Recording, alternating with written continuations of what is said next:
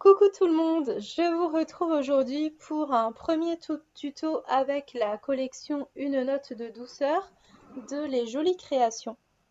Donc, je ne sais pas si vous aviez regardé mon unboxing de cette collection, mais je vous avais dit qu'il y avait un papier qui m'avait tout de suite inspiré une page et c'est chose faite.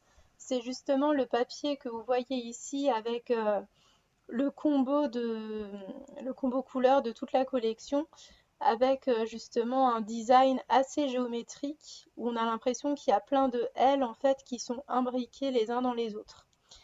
Et voilà, j'avais très envie en fait de me servir de ce motif-là pour en faire une bande, mais du coup qui ne soit pas droite, mais une bande justement assez originale avec les L qui sont bien mis en relief.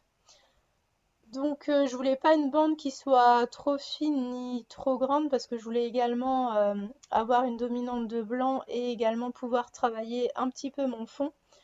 Donc voilà, je suis partie sur 2 L. Donc ça fait, j'ai pas les centimètres ici, mais voilà, c'était vraiment ce qui me convenait le mieux. J'avais fait plusieurs tests avant.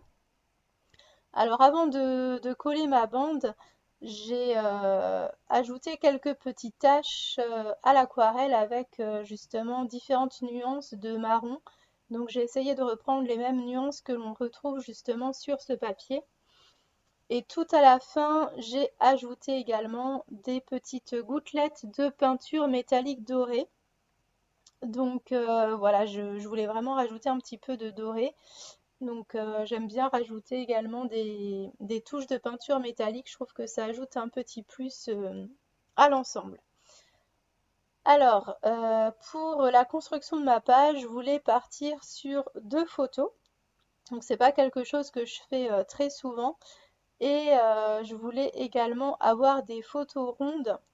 Donc j'en ai fait de 2 formats différents.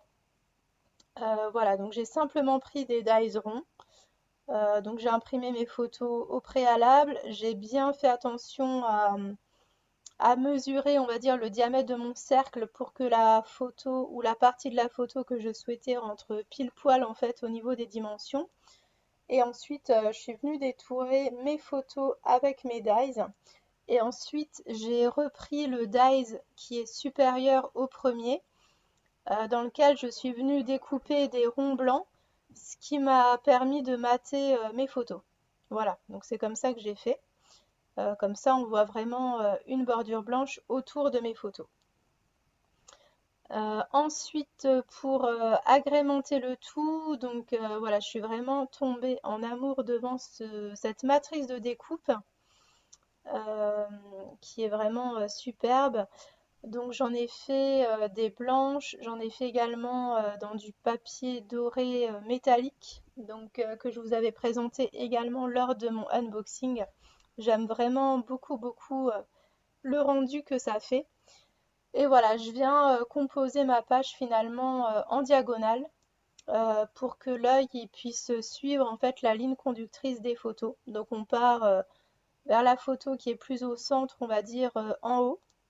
Et on descend comme ça en bas à droite vers la seconde photo. Alors ce chat, c'était vraiment un de mes coups de cœur de cette collection de toute façon, donc je voulais absolument l'intégrer sur cette page. Et donc je lui ai trouvé une petite place à droite de ma photo la plus petite en bas. Voilà, en général j'aime bien mettre les éléments les plus lourds entre guillemets en bas. Et du coup le chat, j'avais du mal à le glisser en haut. Voilà, il fallait qu'il soit en bas pour moi, pour que ce soit équilibré en tout cas. Ensuite, j'essaye de peaufiner ma page en reprenant les planches des étiquettes et de die cut pour ajouter un petit peu de contraste au niveau de mes cercles.